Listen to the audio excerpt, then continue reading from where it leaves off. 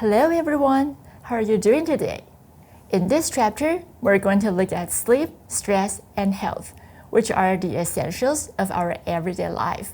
Well, let's imagine this scenario.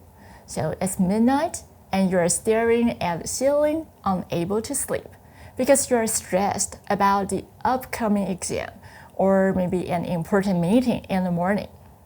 Does that sound familiar? Well, sleep and stress are the things that we all experience, but do we really know what they are? In this chapter, we're going to look at sleep and stress with some research findings. Understanding them can help us have a better and healthier life. So let's start. First, let's take a look at the module introduction. In this module, here are the things that we're going to cover. So first, we will look at consciousness. We will look at the definition and the levels of consciousness. And then next, we will talk about sleep, including sleep stages, sleep cycle, sleep deprivation, and sleep hygiene. And after that, we will turn to another topic to look at stress. We will talk about how we appraise stress cognitively. And we will also look at different types of conflicts. And then we will look at how we cope with stress at the different levels, the relationship between stress and health, and lastly, how to cope with stress effectively. And after you watch the video, please remember to take the week 4 quiz to complete the module. Here are the objectives for this module. So after this video, you will be able to understand the levels and the definition of consciousness. And along the way, you will be able to understand sleep, including sleep stages and sleep hygiene, how to sleep better. And after that, you will identify stress. So you will be able to understand the different types of stress and different types of conflicts, how we cope with stress, how we respond to stress, physiologically, emotionally, and behaviorally. And lastly, how to cope with stress more effectively. So those are the objectives and the things that we're going to cover in this chapter. First, let's look at consciousness, including the definition and the levels. What is consciousness? Well, are you conscious right now? What is consciousness? It's a state of being aware of the internal and external experiences. And there are 4 components. So what are they? Well, first, it's the awareness of the external events. So for example, you might be aware that there's sunshine outside. Or maybe you're aware that your friend is reading a book next to you. So that's the first component. And then the second component is the awareness of the internal sensation. So you may notice that you're happy right now, or maybe you notice that you're anxious right now. And then the third component is that you know that you are the one experiencing these events. And the last component is that your awareness of your thoughts about these experiences. So that is the definition of consciousness and the 4 components. Then what are the levels of consciousness? According to Freud, there are 3 levels of our consciousness, including conscious, preconscious, and unconscious. So let's look at them one by one. First, what is the conscious mind? That's the thing that you are thinking about right now. So that's what's currently in your mind. That's your conscious mind.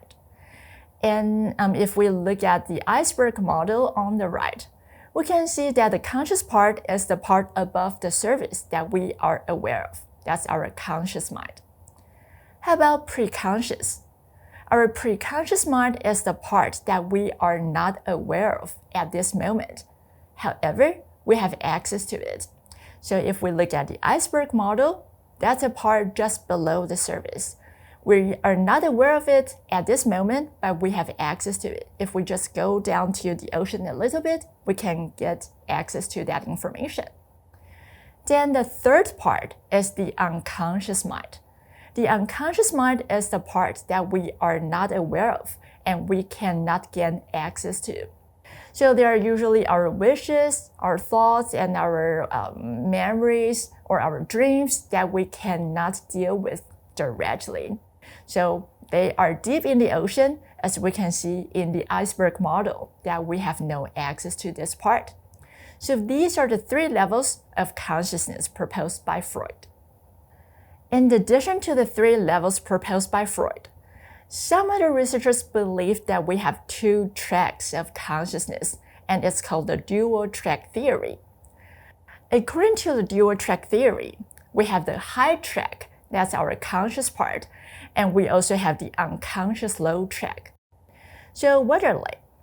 Well, first, if we use the high track, then that means that we perform the deliberate and intentional actions. If we're using the low track, then that means that we're doing the automatic and routine tasks. For instance, maybe there's a butterfly. And then if we're using our conscious high track, we may say, oh, look, I see a butterfly, it's beautiful. But at the same time, we're also using our unconscious low track. We might also see the form or the color or the motion of the butterfly without being aware of them. So we have 2 tracks. And the purpose of having 2 tracks is that we won't be overwhelmed by the information in our environment all at once. So that is the dual track theory. Now we understand consciousness. Then we can look at sleep. Now we're going to talk about sleep stages and sleep cycle. We all sleep every day, but what is sleep? Sleep is actually a state of consciousness. And when we're sleeping, we have the reduced sensory activity and muscle inhibition. So when we're sleeping, we may ignore the conversations outside of the room, and we may ignore the sounds maybe in the room. And we might also not be able to move our arms and legs that much when we're awake. So we can see that there's some changes in our sensory activity and motor activity. Then next, why do we sleep? Well, according to the evolutionary perspectives, sleep might protect our ancestors from predators in the past. But if I ask you, why do we sleep? You might say, oh, because I'm tired. And that is true. Well, sleep can restore and repair our body tissues. During sleep, our growth hormones are also active, and that is why sleep is important for adolescents to grow. In addition, sleep can strengthen our memories. Research found that when we're sleeping, we're actually consolidating our memories. So that is that we can transform the temporal information into a more stable form while sleeping. In addition, sleep can also facilitate our problem-solving skills and promote our creativity. So that's why we have to sleep. Then how much sleep do we need? Well, how long do you usually sleep per day? 7 hours? 8? Or 9 or more? Well, then you're lucky. How about 6? 5? 4 or less? Well, we might be different in the amount of sleep that we need. And there are several factors that might influence the amount of sleep that we need. For example, our age. Well, what do you think? How much time or how much sleep do newborn babies need? Studies found that newborn babies sleep about 16 hours per day. But as we get older and older, we don't need that much sleep anymore. So for adults, we might only have 7 hours or 8 hours of sleep per day. So age could be a factor. And then our genetics might also play a role. So for example, are you able to stay up late? Are you a night owl? Well, for me, I'm not. But I'm a morning person. If I have something important to do, I can get up very early in the morning. So whether you're a morning person or a night owl depends on your genetics. It could be genetically predisposed. So our genetics might also play a role in determining the sleep that we need. In addition, our lifestyles, the environmental factors, the nurture also play a role. So, for example, if we're stressed, then we might not be able to sleep, or we might want to sleep more. And our daily habits, our responsibilities in life could also influence the amount of sleep that we need. So we can see that both nature and nurture can influence the amount of sleep that we need. Now let's take a closer look at the amount of sleep that we need. So let's look at this graph together. On the x-axis, we can see the ages from the newborn babies to 70 to 80 years old. And on the y-axis, we can see the hours, 24 hours. And here we can see the waking area, and then we can see the REM sleep, and then non-REM sleep. And we will talk about those terms later, but now we will just combine them and call them the sleep time. So from this graph, we can see that newborn babies, they have 16 hours of sleep per day. But as we get older, we can see that there's a decline in our sleep time. For teenagers, for adolescents or adults, we might only sleep like 8 hours per day. And for older people, we can see that they might only sleep 5 hours per day. So why? Why do older people sleep less? Well, it might be due to melatonin. Melatonin is a hormone. It is produced in response to darkness, and it can coordinate our biological clock, our circadian rhythm. And as we get older and older, the secretion of melatonin is reduced. That's why we might not sleep that much anymore. And also, for older people, they may have chronic pain. They may have some health issues that make them wake up several times during the night, and they might also need to go to the bathroom several times during the night. That's why the amount of sleep that they need is less than the amount of sleep compared to adults or younger people. Now we know how much sleep we need. Then let's look at sleep stages. Sleep stages are associated with the different brain waves and different muscle activities. And there are different sleep stages. So first, we have the non-rapid eye movement sleep. It's called non-REM sleep. It includes stages 1, 2, 3, and 4. And as we go from stage 1 to stage 4, we get into deeper and deeper sleep. In addition, we have the REM sleep, which is called rapid eye movement sleep. So as the term implies, now we have the rapid eye movements. And during this stage, we are dreaming. So now we're going to take a closer look at these stages. Well, first, when we are awake and if we are alert, our brain will show the beta waves. But then if we close our eyes, if we are awake but we feel relaxed, then we show the alpha waves.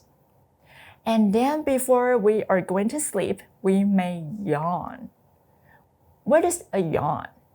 Well, we all yawn. A yawning means it creates a brief boost in our alertness as our brain metabolism is slowing down. So yawning is often associated with our boredom, our tiredness, or lack of stimulus. And it's quite often appeared before we are about to sleep. And so, well, now our breathing slows down, and then our metabolism is also slowing down. And now our brain waves will go from alpha to theta waves. And now we will enter non-REM stage 1. So now we're going to look at non-REM stages, starting from stage 1. When we're at non-REM stage 1, we are about to sleep. We usually experience it once a night. So it's a time between our wakefulness and sleep. It usually lasts only a few minutes. So we're about to sleep, and then our eyes may open and close moderately. So now we're about to sleep, and we will show the theta waves.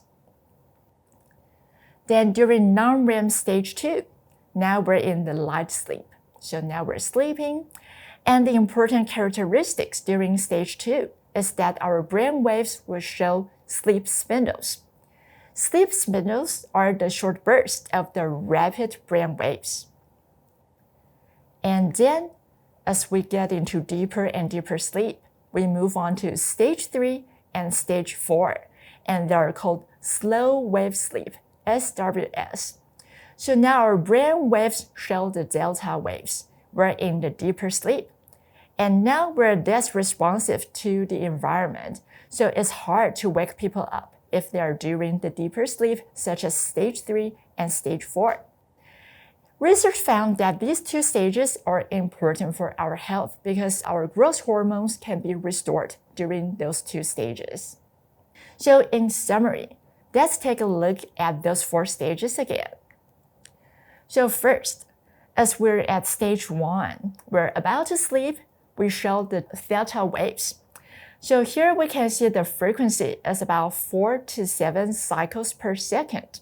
So here CPS means cycles per second. Then next, when we get into light sleep, we move on to stage 2. And here we can see the sleep spindles clearly. Those are the short bursts of the rapid brain waves. So as you can see on the screen, that those are the rapid brain waves that are called sleep spindles. And we can also see the mixed EEG activity during stage 2. Then in stage 3 and stage 4, we can see the slow wave. So here we have the delta waves. The frequency is less than 4 cycles per second. So now we're in the deeper sleep. We can see the brain waves. Now they're slower and slower, but they also have the greater amplitude. So they are called the slow wave sleep, SWS, during stage 3 and stage 4. And now we're less responsive to the environment. Then, in addition to those 4 stages in non-REM sleep, we will move on to REM sleep. REM sleep refers to rapid eye movement. That means that now we have the rapid eye movements during this stage. During the REM sleep stage, we are kind of awake, but actually we're sleeping. So it's quite interesting that our brain waves show that we are awake. And so during this time, our brain is alert, but actually our body is immobile. So now we're dreaming. And REM stage accounts for about 20 to 25% of the total sleep time. And now our breathing will be rapid, and we also have the increasing heart rate. Then next, let's look at the sleep cycle. So here is the sleep cycle. The cycle goes from stage 1, and then it goes from stages 1, 2, 3, 4, back to 3, 2, and then REM. That is one cycle, and it lasts 90 minutes. We can see that as night goes on, we can see the graph on the right. So the x-axis shows the hours of sleep, and on the y-axis, we can see the different stages. So the cycle goes from awake, and then 1, 2, 3, 4, back to 3, 2, and then REM. And you can see that we only experience stage 1 once a night. And as the night goes on, we can see that we spend more and more time in REM sleep. And in terms of stage 3 and stage 4, we can see that they only appear in the first half of the night. So we can see that deeper sleep dominates the first half of the night, while REM sleep dominates the second half of the night. And so that is our sleep cycle. Now we know those different terms, and then we can go back to this graph again. On the x-axis, we have the different ages, and on the y-axis, we have the hours from 0 to 24. And now we know we have the waking time, we have REM sleep and non-REM sleep. We know that newborn babies sleep 16 hours per day, and they have about 8 hours spent in REM sleep. And as we get older and older, we know that we don't need that much sleep anymore. And for older adults, we can see that they only have maybe 1 hour spent in REM sleep. So there are age differences in the sleep that we need, and there are also age differences in our REM sleep.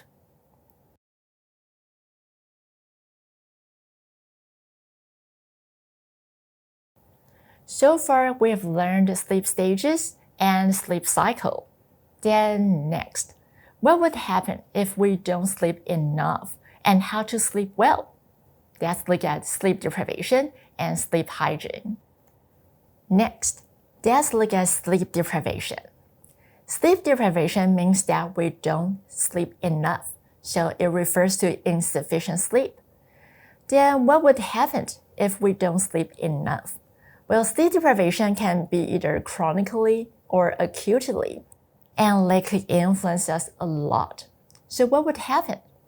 Well, first, studies found that sleep deprivation is associated with our health, and it could also influence our cognitive functioning.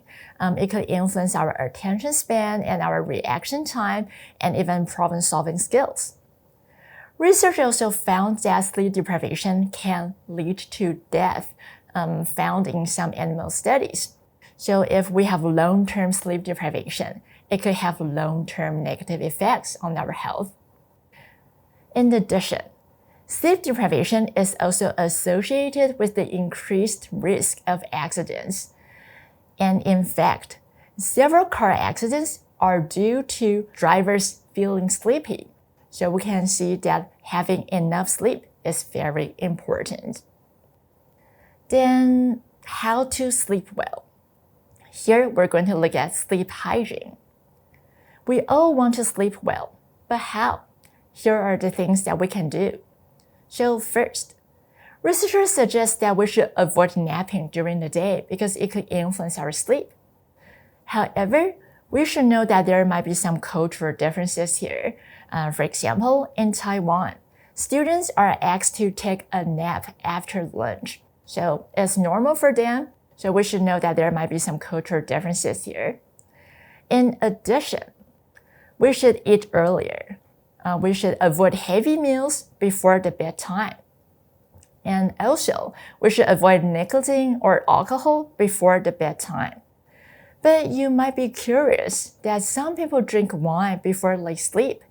And indeed, well, alcohol can speed the onset of sleep, but it could also disrupt the second half of our sleep time as it metabolizes the alcohol. In addition, exercise, especially in the late afternoon.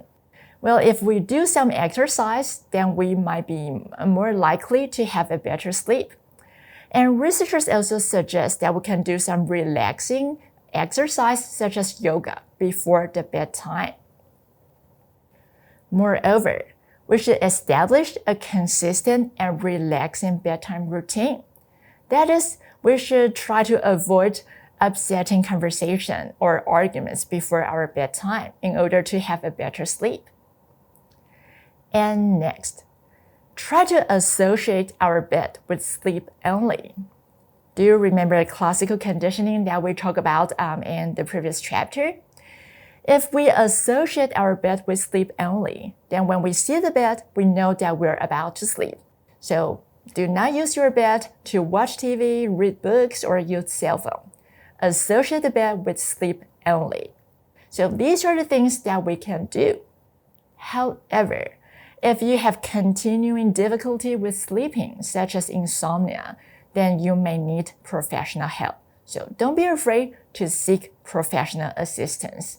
So that is sleep hygiene. Next, we're going to look at stress, which is also the essential in our everyday life. What is stress? Are you stressed right now? Well, stress is a condition. It's a state that when we experience a threat or a challenge, we may have the physical arousal or psychological arousal, and that is a stress. And it could be influenced by our cognitive appraisal. For example, an exam might be stressful to me, but it might mean nothing to my friend. So it depends largely on our cognitive appraisal. Then how about stressor? Stressor is any event or condition that may threaten or challenge an individual. That's a stressor. Then there are different types of stress. Well, according to psychologists, first we may have frustration. What is frustration? For instance, maybe you need to go to a place in 10 minutes, but now you're stuck in the traffic, then you feel frustrated. That's one type of stress. Then next, we have conflict. Well, conflict occurs when two incompatible motivations compete for the expression. For example, you have an important exam tomorrow, so you have to study tonight. However, today is your best friend's birthday, and you're going to have a party together, so you have to make a decision. You want to study, but you also want to go to the party, and that creates a conflict. That's also stress. Moreover, life changes can also create stress. For example, moving to another city or getting married, divorce, those life changes can be stressful. And lastly, pressure. The expectations to perform or to comply is also a stress. So those are the different types of stress. And now I hope you all have a better understanding of the definition of stress and stressors. Next, let's look at the process of stress, and let's look at this model together. So first, we have the stressor. It could be an exam, or a job interview, or maybe speaking in public. And then we have the cognitive appraisal. And after we perceive it, we may feel stress or not. And then we will come up with some coping strategies that could lead to either positive or negative outcomes. And in this simplified model, we can see that there might be individual differences in our cognitive appraisal and our coping strategies. So for example, when there's an exam, you might think that it's important because you want to get a high GPA. So after the cognitive appraisal, you feel stressed. And then your coping strategy will be that you're going to study hard.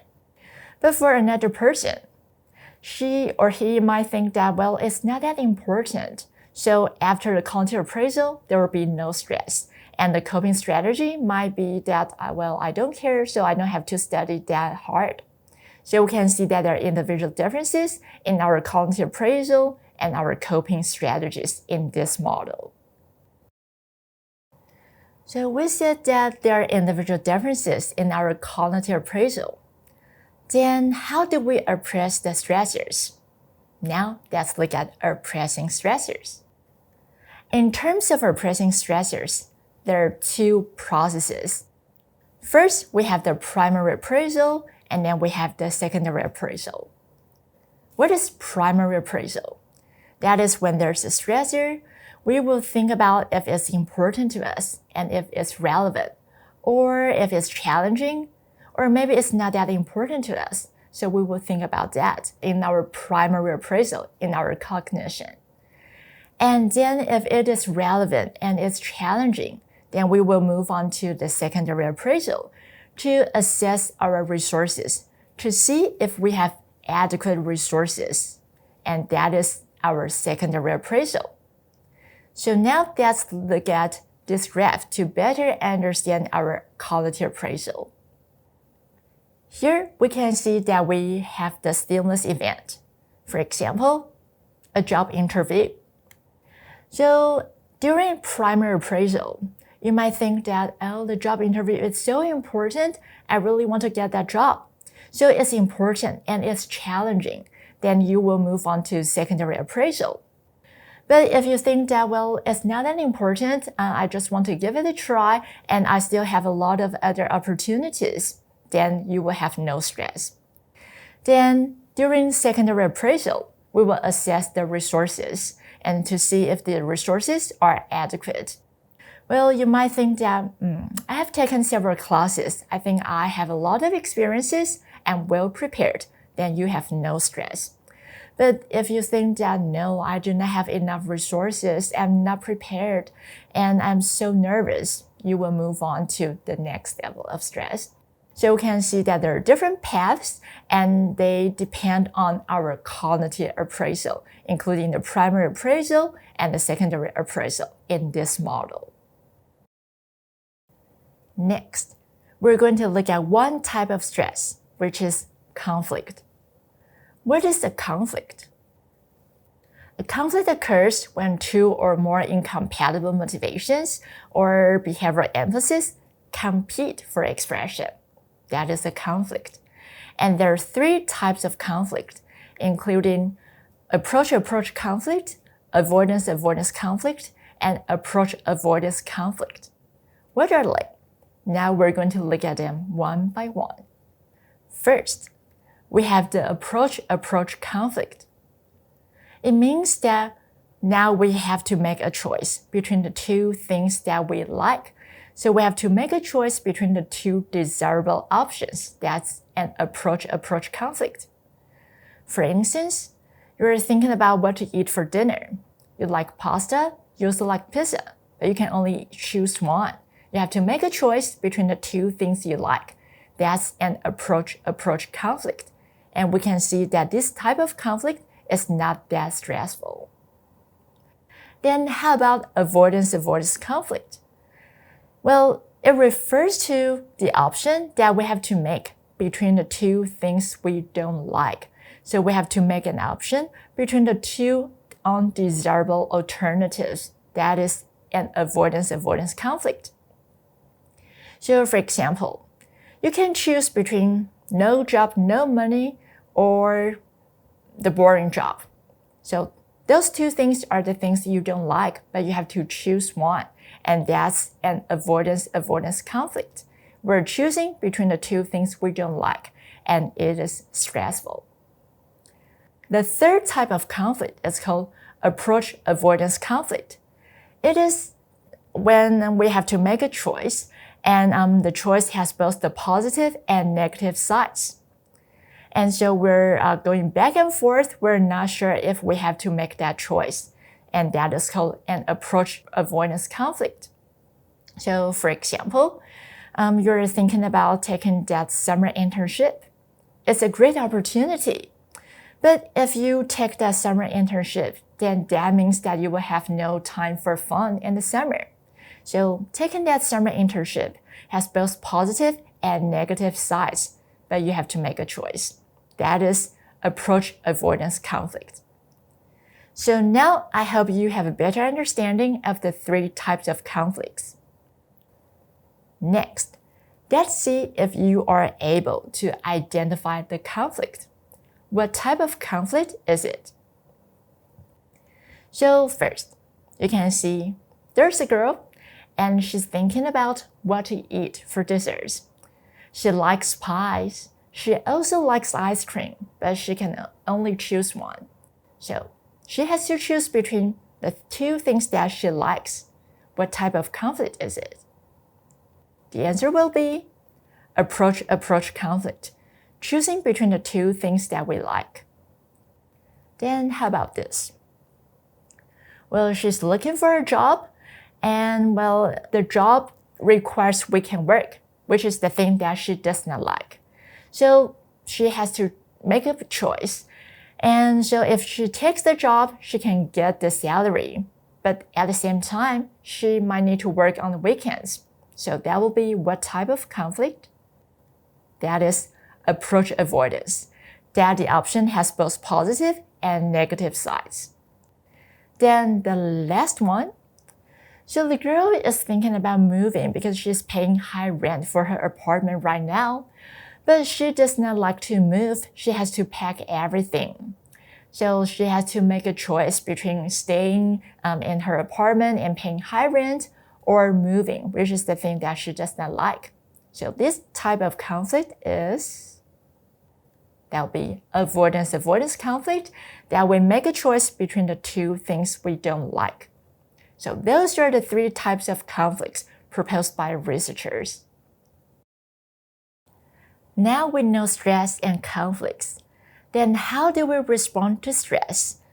Behaviorally, emotionally, and physiologically. Next, we're going to look at responses to stress at the different levels. First, let's look at our emotional response to stress. Let's think about this. When you are stressed, what are the emotions that you have? You might be anxious, nervous, angry. Yes. Well, usually when we feel stressed, we have those negative emotions, such as sadness, anxiety, fear, anger, and so on. We tend to have some negative emotions when we are stressed. But can we also have some positive emotions? Well, the answer is yes. When we feel stressed, we can also have some positive emotions. For example, we might feel more motivated, and we have the courage to do something because we have the support from family.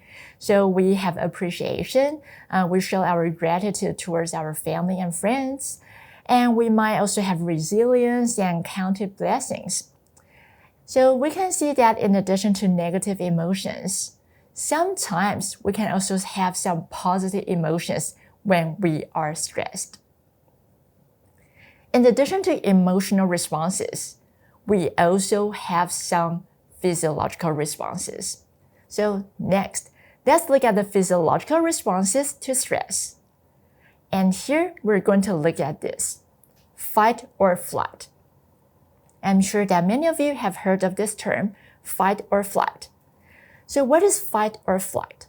Fight means that we deal with it directly, and flight means that we run away.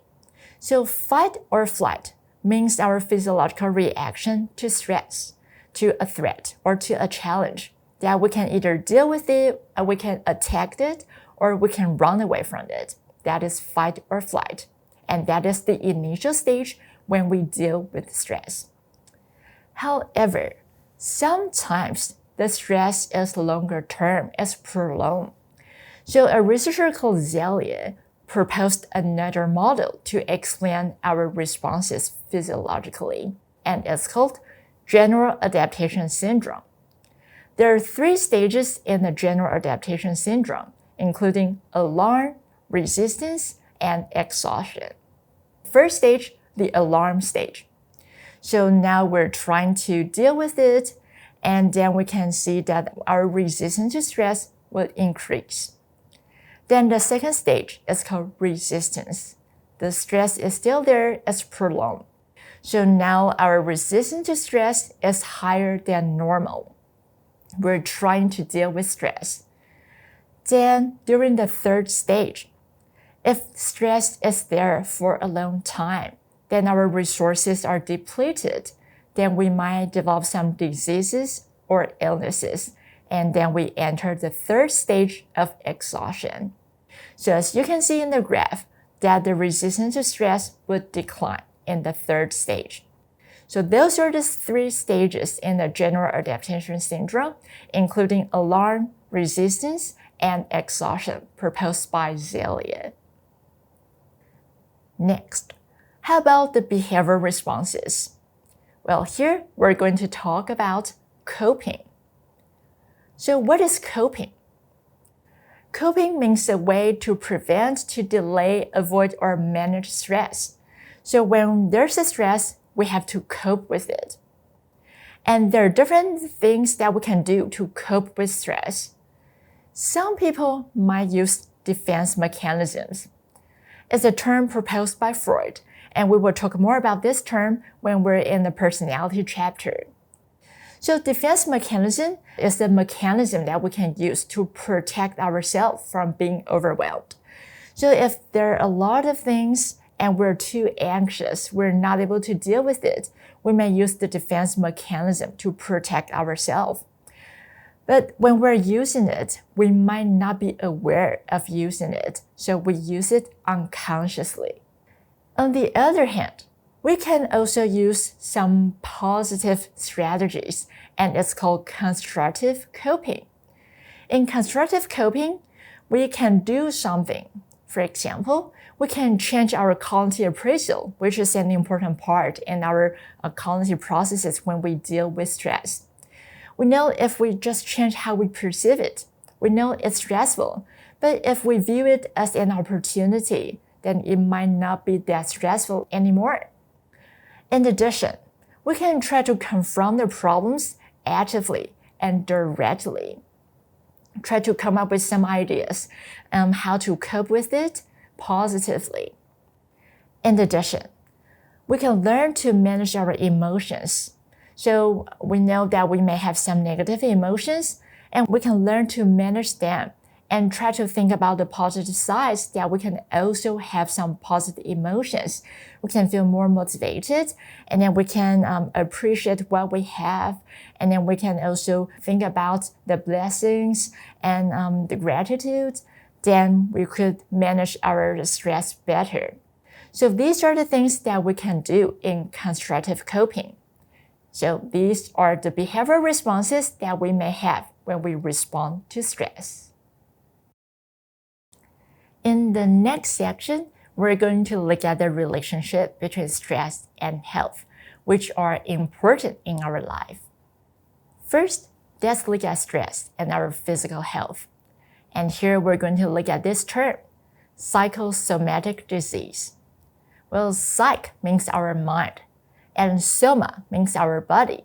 So psychosomatic diseases means that our psychological factors might influence our body and create and lead to some diseases or illnesses that we have.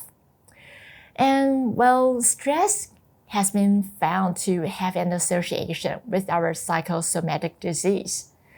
Our mood, our emotions can influence our body a lot.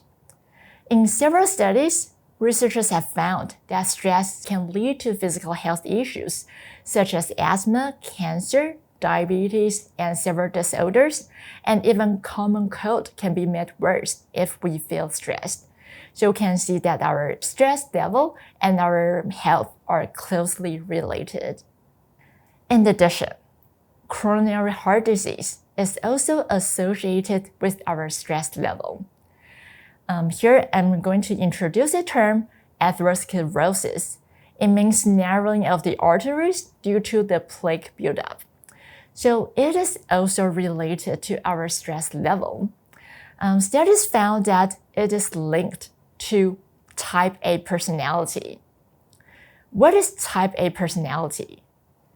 Individuals with type A personality are usually workaholic, they're the boss, they push themselves with deadlines, they want to be perfect all the time, and they're anxious.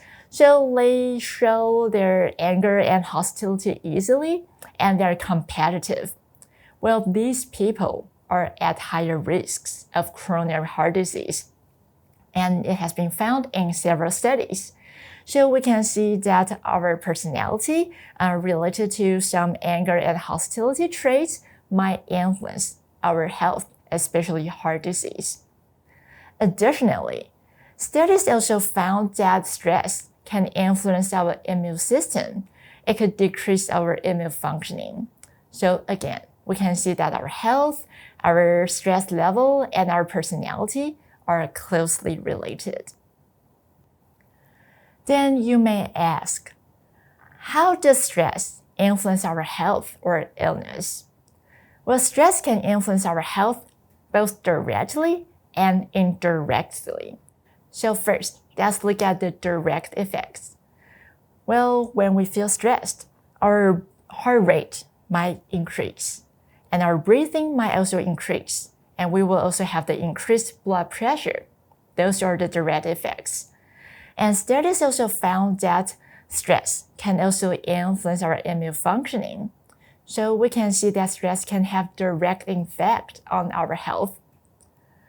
So stress can also have indirect effects on our health. It could lead to more negative behaviors and the reduced positive behaviors. For example, when we feel stressed, we might not be able to keep our regular exercise routine, and we might not eat healthy diet. We might not be able to sleep well.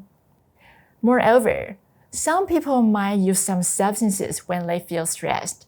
They may use alcohol and they may use cigarettes. So we can see that those are the indirect effects that stress may have on our health. So as you can see, stress can have both direct effect and indirect effect on our physical health. Although stress can influence our health a lot, there are some factors that may play a moderating role in the relationship between stress and health. For example, support. If we can get some social support from our friends or our family, then it could be helpful. Studies found that social support from our surrounding, from our friends or family, can boost our immune system, which can help us deal with stress. In addition, optimism. Well, if we're optimistic, then we're more likely to use constructive coping strategies, which can help us deal with stress more effectively. So being optimistic could also be a moderating factor. And next, autonomic reactivity can also influence how we respond to stress physiologically. So as you can see, although stress can influence our health, there are some factors that may play a moderating role in the relationship between the two. Lastly, in this chapter, we're going to look at how to cope with stress effectively. So first, in our daily life, we can try to build and develop our resilience. That is, regardless of the environment or the difficulty, we have to have faith in ourselves. We have to have the beliefs that I can do it. So we have to build our resilience. Then when we face the difficulty, we know that we can overcome it. In addition, we can have some healthy life choices. When we feel stressed, well, don't choose cigarettes or alcohol. We can do exercise or do something that we like. Listening to music or talking to our friends and families. Those are healthier life choices. In addition, researchers suggest that we can do progressive relaxation. So what is that? That is, we can focus on our muscles by tightening all the muscles in one area and then relaxing them. By doing so, we feel relaxed, and that can help us deal with stress. In addition, meditation. Well, some people like to do meditation. That means we have to find a time, focus on ourselves without any activities. So we may close our eyes and then focus on our breathing. We don't think about anything. Don't do any analysis or forget about the worries. Just focus on yourself currently. And then by doing this, we will have the increased gratitude, happiness, patience, and generosity according to several research findings. So meditation could also help. Moreover, research suggests that we can do exercise. Exercise is very helpful dealing with stress. Doing exercise is like a break in the day, and it could also help us relieve the symptoms of the stress naturally because we will have the increased temperature and also the increased breathing. Those can reduce the symptom of stress naturally. Well, although these are the things we can do, if you really feel that you're stressed out and there's no way out, don't be afraid to seek support, seek professional help from the professional counselors or healthcare providers to get the help that we need. So that is the things that we can do to cope with stress more effectively. In this chapter, we have talked about the levels and definition of consciousness.